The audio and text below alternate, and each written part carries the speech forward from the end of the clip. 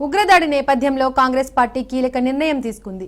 ఢిల్లీ వేదికగా రక్షణ శాఖ మంత్రి రాజ్నాథ్ సింగ్ అధ్యక్షతన జరిగిన అఖిలపక్ష సమావేశంలో కాంగ్రెస్ అధ్యక్షుడు మల్లికార్జున ఖర్గే, రాహుల్ గాంధీ సహా విపక్ష నేతలు పాల్గొన్నారు. ప్రతీకార చర్యలో భాగంగా కేంద్ర ప్రభుత్వం ఏ స్టెప్ తీసుకున్నా తమ నుంచి సంపూర్ణ సహకారం ఉంటుందని రాహుల్ గాంధీ కీలక ప్రకటన చేశారు. ఉగ్రమూకల దాడులను పార్టీలకు అతీతంగా అందరూ ఖండించారని, ఇది రాజకీయాలు చేసే సమయం కాదని అన్నారు. కాశ్మీర్లో శాంతియుత పరిస్థితుల కోసం కేంద్రం తగు చర్యలు తీసుకోవాలని విజ్ఞప్తి చేస్తున్నట్లు తెలిపారు. అంతేకాదు, ఉగ్రవాదంపై కేంద్రం చేస్తున్న పోరాటానికి తమ మద్దతు కూడా ఉంటుందని అన్నారు. और पूरी सपोर्ट दिया अपोजिशन ने सरकार को कोई भी एक्शन नहीं जो हुआ है और पूरी सपोर्ट दिया अपोजिशन ने सरकार को कोई भी एक्शन नहीं जो हुआ है और पूरी सपोर्ट दिया अपोजिशन ने सरकार को कोई भी एक्शन नहीं जो हुआ है और पूरी सपोर्ट दिया अपोजिशन ने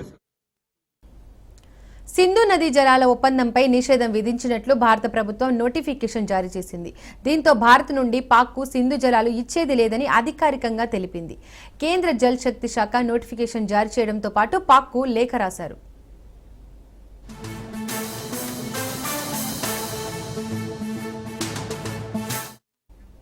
1960 నాటి సింధు జలాల ఒప్పందాన్ని తక్షణమే నిలిపివేయాలని భారత ప్రభుత్వం నిర్ణయించింది అని కేంద్ర జల్ శక్తి మంత్రిత్వ శాఖ కార్యదర్శి దేబాశ్రీ ముఖర్జీ పాకిస్తాన్ జల వనరుల శాఖ కార్యదర్శికి లేఖ రాశారు.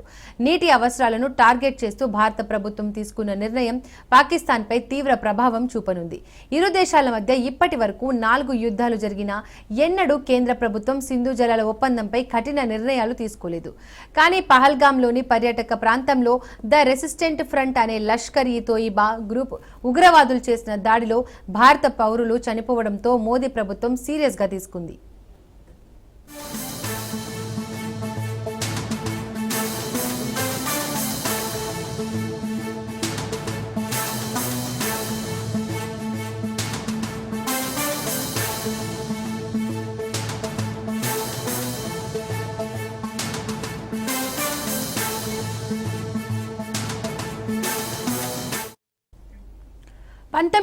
లో భారత్ పాక్ మధ్య సింధు జలాలపై ఒప్పందం కుదిరింది.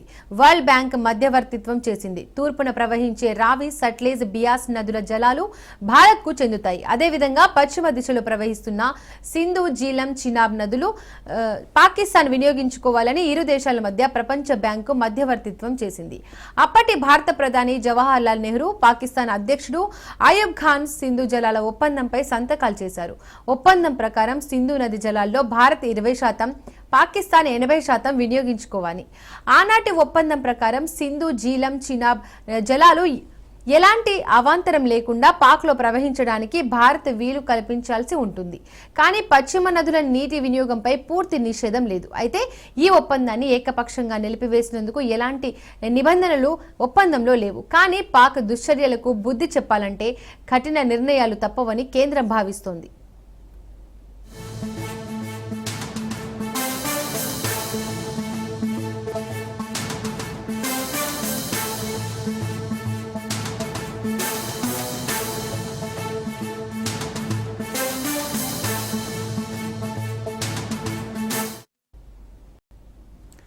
పహల్గాం ఉగ్రదాడి నేపథ్యంలో సింధు జలాల ఒప్పందం నిలిపివేత సహా భారత్ తీసుకున్న పలు కఠిన నిర్ణయాలపై పాక్ ప్రతీకార చర్యలకు ఉపక్రమించింది. పాకిస్తాన్ ప్రధాని షేష్బాజ్ షరీఫ్ నేతృత్వంలో జాతీయ భద్రతా కమిటీ గురువారం భేటీ అయ్యి అచ్చంగా భారత్ తీసుకున్న నిర్ణయాల తరహాలోనే కొన్ని నిర్ణయాలు తీసుకుంది.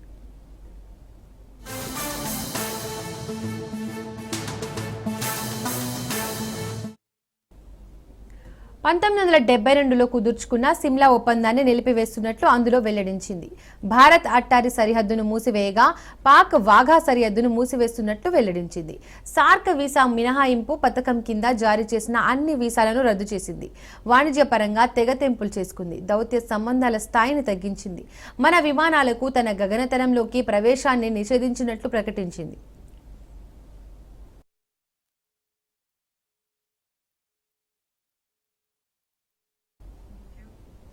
1972లో కుదుర్చుకున్న సిమ్లా ఒప్పందంలో కీలక అంశాలు చూస్తే నాడు భారత్ పాకిస్తాన్ మధ్య శాంతి ఒప్పందం కుదిరింది. మధ్యవర్తిత్వం లేకుండా వివాదాలు పరిష్కరించుకోవడం, కాశ్మీర్పై అంతర్జాతీయ జోక్యాన్ని వ్యతిరేకిస్తూ భారత్ నిబంధన పెట్టింది. ఇక కాల్పుల విరమణ రేఖను నియంత్రణ రేఖ ఎల్ఓసిగా మార్పు చేసింది. జమ్మూ అండ్ కాశ్మీర్లో వాస్తవ సరిహద్దు రేఖ ఏర్పాటు చేశారు. ఎల్ఓసిని ఏకపక్షంగా మార్చడానికి వీలు లేకుండా ఒప్పందం కుదిరింది. 1971 నాటి యథాతథ స్థితిని కొనసాగిస్తూ సంతకాలు చేశారు. తాజాగా ఈ ఒప్పందాన్ని పాక్ రద్దు చేసుకుంది. అయితే సిమ్లా ఒప్పందాన్ని రద్దు చేసుకోవడం పాక్కే నష్టమని విశ్లేషకులు చెబుతున్నారు.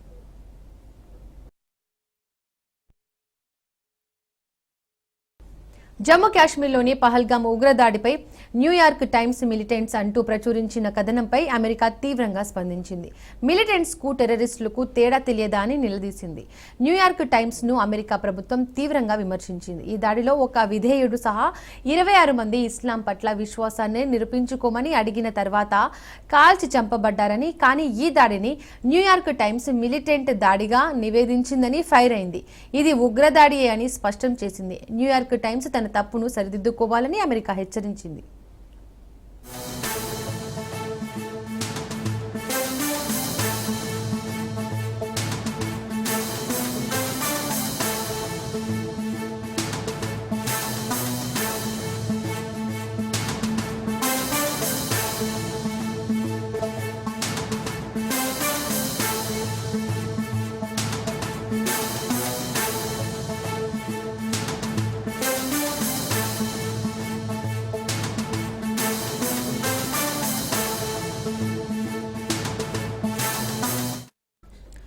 జమ్మూ కాశ్మీర్లోని పహల్గామ్ ఉగ్రవాద దాడిపై న్యూయార్క్ టైమ్స్ మిలిటెంట్స్ అంటూ ప్రచురించిన కథనంపై అమెరికా తీవ్రంగా స్పందించింది. మిలిటెంట్స్ కు టెర్రరిస్టులకు తేడా తెలియదా అని నిలదీసింది. న్యూయార్క్ టైమ్స్ ను అమెరికా ప్రభుత్వం తీవ్రంగా విమర్శించింది. ఈ దాడిలో ఒక విధేయుడు సహా 26 మంది ఇస్లాం పట్ల విశ్వాసాన్ని నిరూపించుకోమని అడిగిన తర్వాత కాల్చిపడ్డారని, కానీ ఆ దాడిని న్యూయార్క్ టైమ్స్ మిలిటెంట్ దాడిగా నివేదించిందని ఫైర్ అయింది. ఇది ఉగ్రదాడియే అని స్పష్టం చేసింది. న్యూయార్క్ టైమ్స్ తన తప్పును సరిదిద్దుకోవాలని అమెరికా హెచ్చరించింది.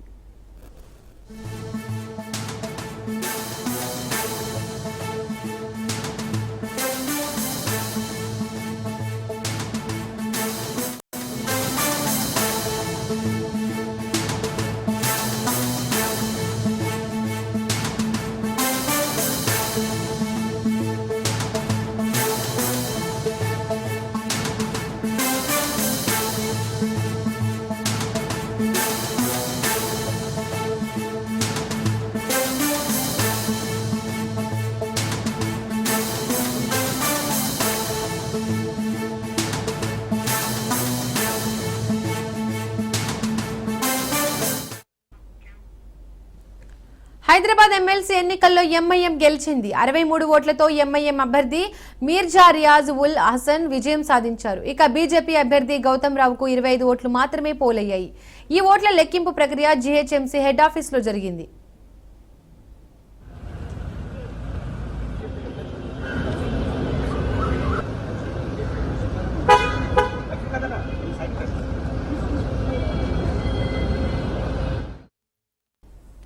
ఈ నెల 23న జరిగిన ఎన్నికల్లో 78.57% పోలింగ్ నమోదయ్యింది. మొత్తం 112 ఓట్లకు గాను 88 ఓట్లు పోలయ్యాయి.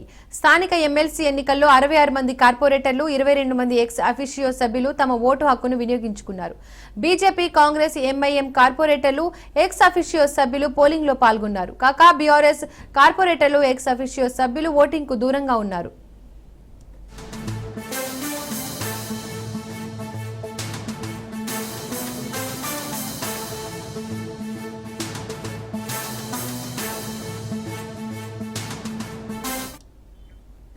ఎన్నికల బరిలో కేవలం బీజేపీ, ఎంఐఎం మాత్రమే గెలిచాయి. ఎన్నికల్లో గెలుపై ఎంఐఎం మొదటి నుండే ధీమాగా ఉంది. అనుకున్నట్లుగానే గెలిచింది. ఇక క్రాస్ ఓటింగ్ పై ఆశలు పెట్టుకున్న బీజేపీకి నిరాశే మిగిలింది, ఓటమి చెందింది.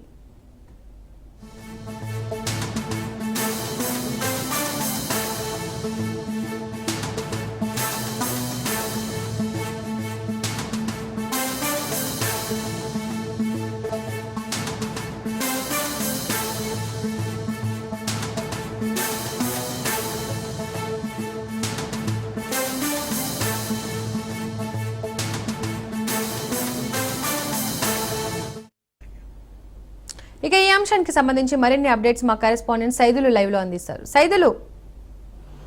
ఎస్ దీపిక, హైదరాబాద్ స్థానిక సంస్థల ఎమ్మెల్సీ ఎన్నికల్లో ఎంఐఎం విజయం సాధించింది.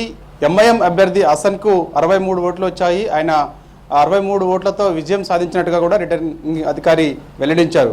ఇక బీజేపీ అభ్యర్థి గౌతమ్ రావుకు 25 ఓట్లు వచ్చాయి. మొదటి నుంచి కూడా ఎంఐఎం ఈ హైదరాబాద్ స్థానిక సంస్థల ఎమ్మెల్సీ ఎన్నికల్లో ఎంఐఎం విజయం సాధిస్తుందని అందరూ చెప్తూ వస్తున్నారు. ఇప్పటికే ఈ యొక్క ఎమ్మెల్సీ ఎన్నికను బీఆర్ఎస్ బాయ్కాట్ చేసింది. ఎమ్మెల్సీ ఎన్నికకు, హైదరాబాద్ స్థానిక సంస్థల ఎమ్మెల్సీ ఎన్నికకు బీఆర్ఎస్ దూరంగా ఉంటుంది. ఎవరు కూడా క్రాస్ ఓటింగ్కు పాల్పడొద్దు, ఎవరైనా పాల్పడితే వారిపైన చర్యలు ఉంటాయి, ఇప్పు జారీ చేస్తున్నామని కేటీఆర్ చెప్పారు. సో అందులో భాగంగా బీఆర్ఎస్ పార్టీ మొదటి నుంచి కూడా ఈ హైదరాబాద్ స్థానిక సంస్థల ఎమ్మెల్సీ ఎన్నికకు దూరంగా ఉంది. అయితే హైదరాబాద్ స్థానిక సంస్థల ఎమ్మెల్సీ ఎన్నికకు బీజేపీ, ఎంఐఎం పోటీ చేశాయి. మొదటి నుంచి ఎంఐఎం గెలుస్తుందని చెప్తూనే దానిలో భాగంగా 63 ఓట్లతో ఎంఐఎం విజయం సాధించింది. సో ఇక బీజేపీ క్రాస్ ఓటింగ్కి ఏమైనా పాల్పడితే బీజేపీ విజయం దిశగా అడుగులేస్తుందని అందరూ భావించారు. కానీ ఎక్కడ కూడా క్రాస్ ఓటింగ్ జరగలేదు. సో ఇటు బీఆర్ఎస్ కూడా ఓటింగ్లో పాల్గొనలేదు కాబట్టి సో ఎంఐఎం విజయం సాధించింది. ఇది జిహెచ్ఎంసీ ఎన్నికల పరిధిలో ఉన్నటువంటి ఈ యొక్క ఈ నెల 23న జరిగిన ఎన్నికల్లో 78.57% అంటే 78.57% ఆ పోలింగ్ నమోదైంది. మొత్తం ఆ ఓట్లు సంబంధించి 112 ఓట్లు ఉండగా అందులో 88 ఓట్లు పోలయ్యాయి. అందులో మిగతా 66 ఓట్లు అంటే కార్పొరేటర్లు ఉండగా మిగిలిన 22 మంది ఎక్స్ అఫీసియో ఓటర్లు ఉన్నారు. సో మొత్తం చూస్తే మాత్రం ఈ యొక్క ఎన్నికలకు సంబంధించి ఖచ్చితంగా బీఆర్ఎస్ పోటీ చేస్తే కొంచెం పరిణామాలు ఏదో ఉండే అని భావించారు అందరూ కూడా. బీఆర్ఎస్ పార్టీ మెజారిటీ స్థానాల్లో ఎక్కువ లేకపోవడం వల్ల కంప్లీట్గా దూరంగా ఉంది. అంటే 22 అభ్యర్థులు ఉన్నప్పటికీ కూడా ఇటు ఎమ్మెల్యేలు కానీ అదేవిధంగా ఎమ్మెల్సీలు కానీ కార్పొరేటర్లతో కలుపుకొని బీఆర్ఎస్కి 23 మంది ఉన్నప్పటికీ కూడా విజయం సాధించలేమని కంప్లీట్గా దూరంగా ఉంది, బాయ్కాట్ చేసింది. ఒకవేళ బీఆర్ఎస్ పోటీ చేసినట్టయితే ఏమైనా క్రాస్ ఓటింగ్ లాంటిది ఏమైనా జరిగితే చెప్పలేం. కానీ ప్రస్తుతం అయితే కంప్లీట్గా దూరంగా ఉండడం వల్ల ఎంఐఎంకి సునాయాసంగా విజయం దక్కింది. 63 ఓట్లతోటి ఎంఐఎం అయితే విజయం సాధించిందని రిటర్నింగ్ అధికారి చెప్పారు. కాబట్టి సో ఇక ఏదేమైనా సరే మొదటి నుంచి కూడా కొంత ఉత్కంఠ భరితంగానే ఈ యొక్క ఎమ్మెల్సీ ఎన్నిక మనకి జరిగింది. అంటే గంట వ్యవధిలోనే ఈరోజు 8 గంటలకు మనకి కౌంటింగ్ ప్రారంభమైంది. 8 గంటలకి కౌంటింగ్ ప్రారంభం కాగానే 40 నిమిషాల వ్యవధిలోనే అభ్యర్థి యొక్క విజయాన్ని రిటర్నింగ్ అధికారి తెలియజేశారు.